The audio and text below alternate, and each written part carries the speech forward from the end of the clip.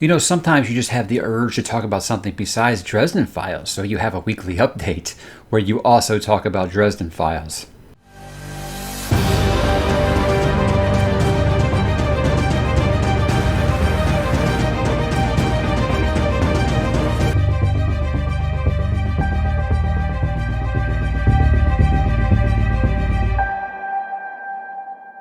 Hey, what's up, bookworms? Mike back with another weekly update. This time to talk about not just the Dresden Files, but a couple other things. Because hey, it is release week for Peace Talks, and I know a lot of people very understandably excited for that. Let's get into that. But before we begin, let me do as I always do and update you guys on the subscriber count. Still looking pretty good. Again, I haven't set any goals. We've already surpassed my yearly goals, so now I'm just kind of playing with house money there. But I'm glad that you guys are here. It is a blast having this many of you to talk with.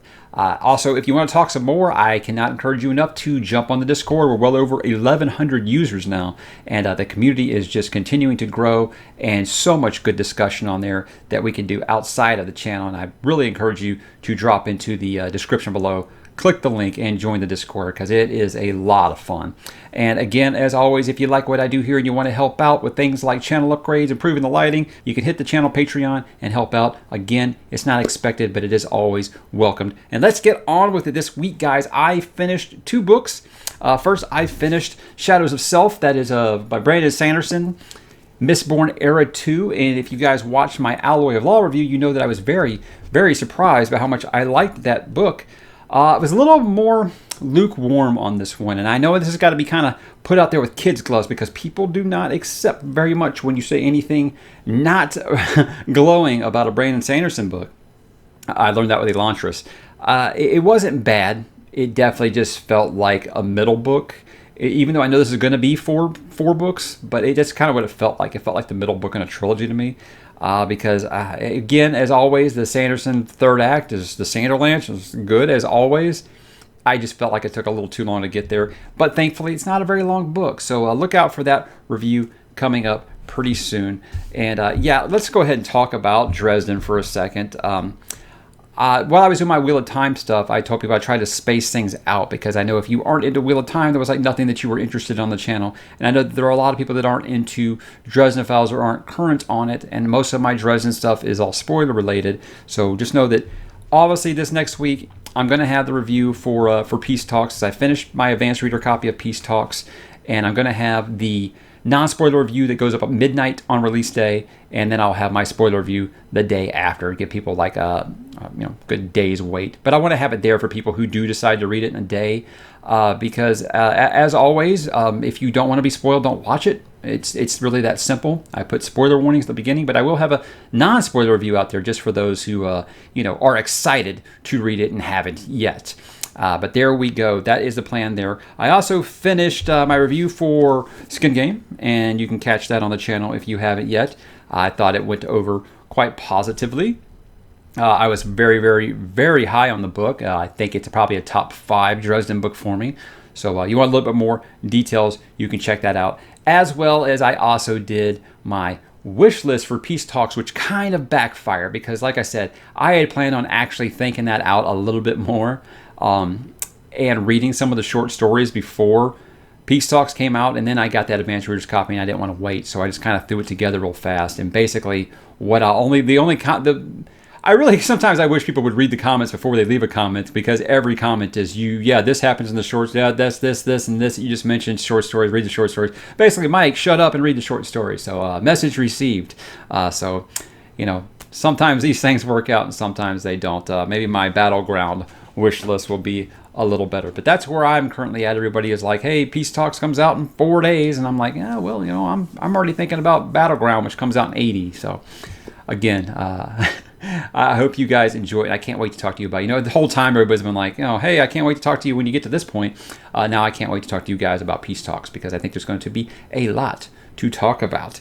And there we go. Next week, I think that I'm going to be working on not just the 2 reviews for Dresden Files, but to try to break it up, I'm going to be trying to get my Why You Should Read the Dark Tower by Stephen King, that little feature out there. Because like I said, I feel like I've just done nothing but Dresden Files for the last 4 weeks, trying to do this speed run up until Peace Talks comes out. So there we are. That is the plan for sometime next week, and maybe something else in there as well. I don't know. We can never tell these things on a day-to-day. Some crazy things going on in real life, that no one is here to hear about. So let's just keep moving on here. As of right now, I started reading. I'm back in Riyria, reading Nifron Rising right now. I can't say enough about the way Michael J. Sullivan writes. I think it's very much the way that Dresden Files is described to people, in that it's an easy read, but that doesn't mean it's bad. I hear people like, "Oh, it's an easy read." They make it sound like that means that a third grader can read it. Not necessarily. It just means it doesn't require you to have a PhD in fantasy to read it. And I think that I'm in the third Michael J. Sullivan book right now, and it's so smooth. It feels like there's no fat on there.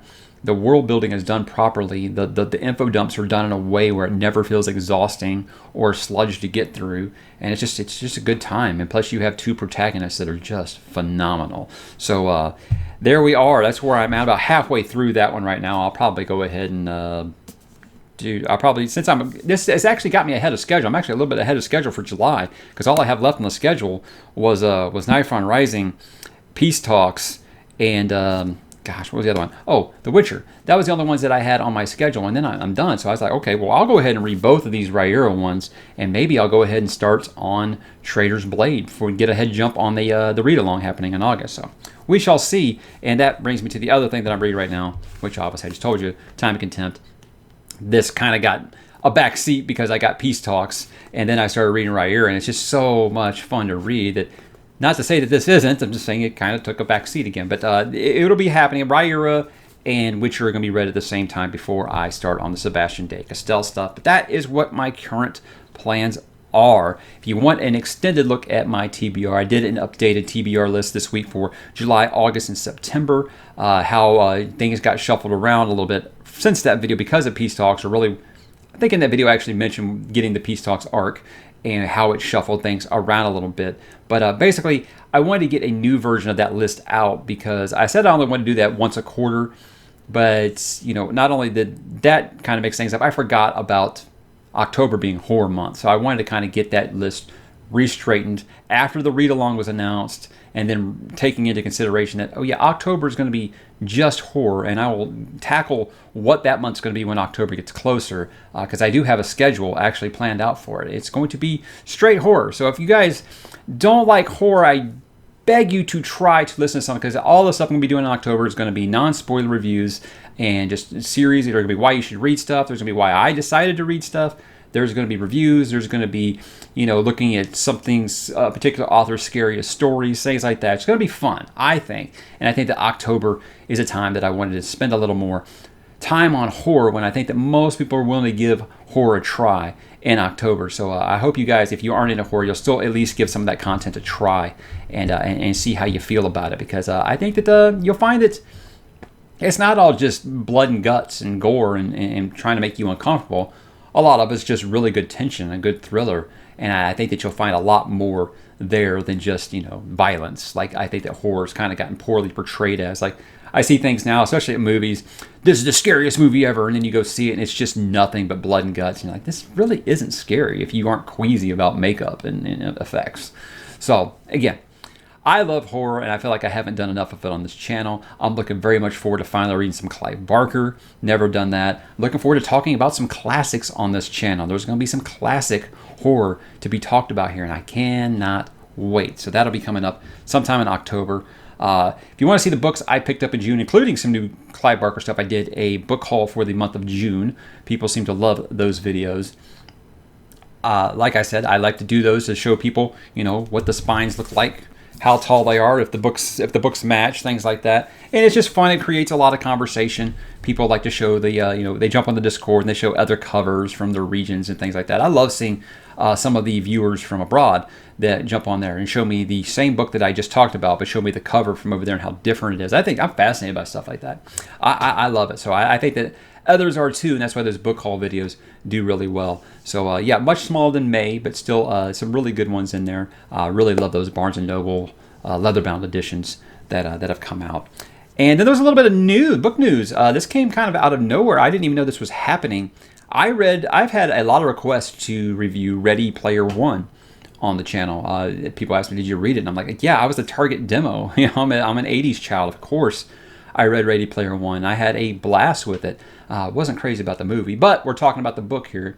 The book, I thought it was absolutely fascinating. I had a great time with it. Yes, I know it was just rubbing those nostalgia, what do they call them, member berries? Yes, I realized that's what it was doing, and I was fine with that. I knew what that was. Then I started reading Armada and didn't even finish it. It wasn't really what I was looking for. So I just kind of considered maybe Ernest Cline was just going to be a one-off for me. Well, it was announced this week that Ready Player 2 comes out this November the 24th. That is 1 week after Brandon Sanderson's Rhythm of War. So I probably won't be getting to it until December. I don't know how you guys do it. I'm usually a pretty quick reader. Don't know what life's going to be like by November, so I don't want to say, yeah, I'll finish that Stormlight book in a week. I don't know. It took me a while to finish Oathbringer, but there was circumstances of that. I'll get to that when I do Stormlight September. But I don't know how fast I'm going to go through that, but I'm just going to give myself a little cushion there and say I'll review Ready Player 1 and Ready Player 2 in December after I read it. I think that'll be a good time, a nice little break from the usual just nothing but fantasy and horror and sci-fi. I mean, really, where do you place Ready Player 1? Sci-fi? I guess that's where I would put it. I don't really know. Dystopian? Who knows? Anyhow, so I thought that was really cool news. Didn't even know he was writing a sequel to it. So that was very, very welcome news for me. And what's turning out to be a packed fall, Rage of Dragons sequel, Fires of Vengeance, and you got the next First Law book, The Trouble with Peace. Now you got Stormlight, and then you got Ready Player 2. So yeah, it just looks like it's going to be a busy fall, and that's great. That's great. Never going to run out of things to read here, right? And that's pretty much it for books, guys. Let me know in the comments what you're reading, what you just finished reading, what you're thinking about reading.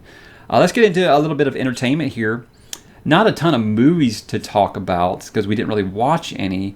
And I think I might be the only person, and don't take this the wrong way, I think I might be the only person that has no interest in watching Hamilton on Disney+. I mean, if you have any form of social media, everyone I knew was like pretty much freaking out that Hamilton was on Disney+. And I'm not like against watching it. I'm just saying I haven't had a real interest in it. I think you got to kind of be in the mood for a musical. And I just haven't, so I don't really have anything to say about it one way or the other. There are rumors of a new John Constantine movie. I've been very vocal on that. I'm a huge DC Comics fan, huge Vertigo Comics fan, and I haven't trusted anything that Warner Brothers has done with the license for decades. There's been a couple of things that have kind of surprisingly done well. Like I really liked Man of Steel, which I know somehow is controversial. I really liked Wonder Woman, had a good time with that. But most of it has just been me as a DC Comics fanboy being disappointed. And not an apologist by any stretch. So I'm not one of those who's going to sit here and write and give you like a 200,000 word thesis about why blank movie was actually quite good. No, not at all. But I think back to that Constantine movie they did with Keanu back in 2004 or 5, something like that. And I was like, yeah, it's fine. It's just not Hellblazer. I love the Hellblazer comics. I've got them all on my Kindle. I love it. I think it's a fantastic series. And I think that, even if you cross it over with Swamp Thing, will be just fantastic cinema.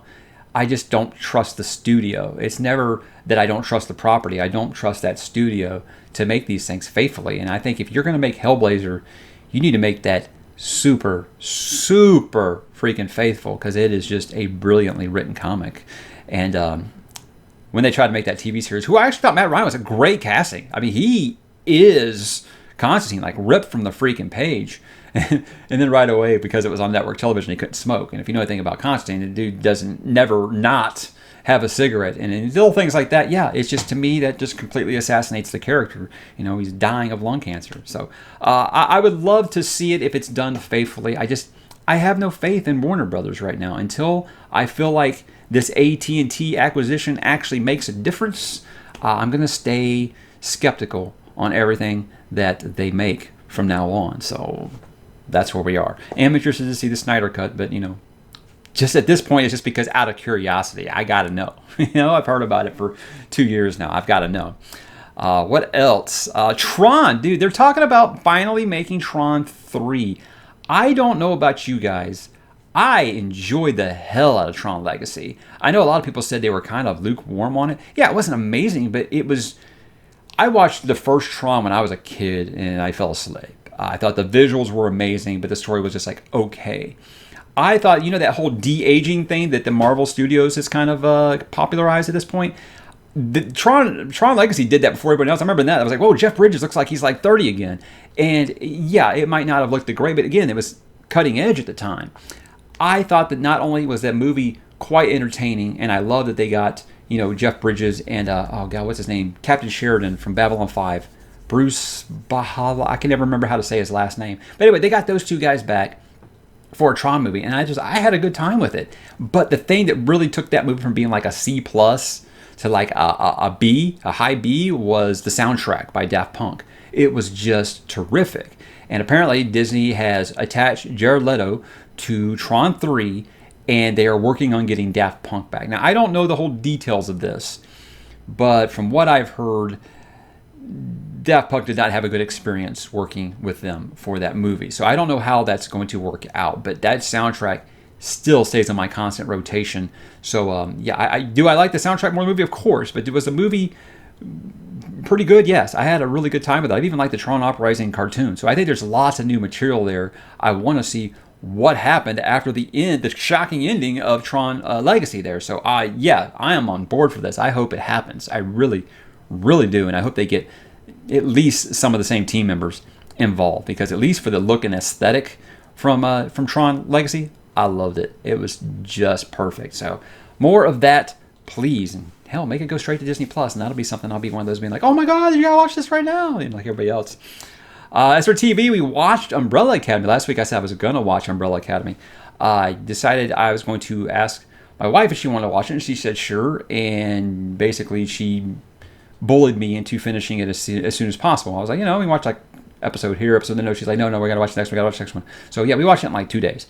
And very good, very good. I don't know why I ever stopped watching it. Like I said, I started watching it, and I think at the time I was taking a really, really difficult class, and I felt like it was dominating my time, and I just didn't have any brain power to give off to anything else at the time. Happens once in a while. So yeah, I liked it, and we watched the trailer for season 2 last night, which comes on July the 31st. Very cool show, very good mix of, I feel like, Watchmen and the X-Men. I think that's what it is, with a little bit of Guardians of the Galaxy in there because of the way that they make the music interact with the characters. I think that's a really neat idea that James Gunn really, really perfected. So highest of recommends for that. I did watch The Boys when it came out, and I felt like The Boys and Umbrella Academy were kind of like they came out like almost at the same time. So I feel like they've kind of gotten compared against one another. I like The Boys better, but I had a really good time with the Umbrella Academy, and I think you would too. We were gonna watch Unsolved Mysteries because I loved Unsolved Mysteries when it was on and I was younger. But here's the thing: when you watch Unsolved Mysteries when it was first on television with Robert Stack hosting, which, by the way, without Robert Stack, I mean, how can you call it Unsolved Mysteries, right? That's like Twilight Zone without Rod Serling. It's just weird. It's just jarring a little bit. But I can try to let that go. But when I watched Unsolved Mysteries, you live for those moments at the end when they said update and it had actually been solved. Obviously, none of these are going to be solved, so at least not, right now. So I feel like it's going to be that Making a Murderer thing where you're watching it, you're really invested, or the Serial podcast, you're really invested, and then you realize I'm not going to get the answers to any of this, and it can just be kind of bummy. So we're so interested in watching it, just haven't watched it yet. Netflix, they just come out with something new every week that you just, hey, I'll check that out. Like a lot of people are telling me to check out the what is it, the Nun, the Killer Nun, or something like that. I forget what it's called. What was it? Anyway, you probably know what I'm talking about. Something about a nun. A lot of people are recommending that to me based off of my love of Buffy the Vampire Slayer. So that already got me like, you're comparing something to Buffy. I'm going to get that'll actually make me kind of a tougher critic on something. So we shall see. Other than that, guys, not a ton going on. Did a little bit of gaming with my kids this week. Mostly retro. I told you we got that Nintendo Online thing where you get to have the classic NES games. We've been playing stuff like Contra and Jackal and Double Dragon 2, anything that's like 2 players. And again, it's just so fun to hear them get so mad about how hard the games are, because I thought the games today were pretty hard, but then I realized, yeah, but you can continue as much as you want. You can save your progress, stuff like that. So it's kind of fun seeing things that you loved as a kid through your children's eyes. And guys, that was my week. What did your week look like? Hit me in the comments. Let me know what you're reading, what you're watching, what you're listening to. What are you playing? No wrong answers, as always, and have a great weekend.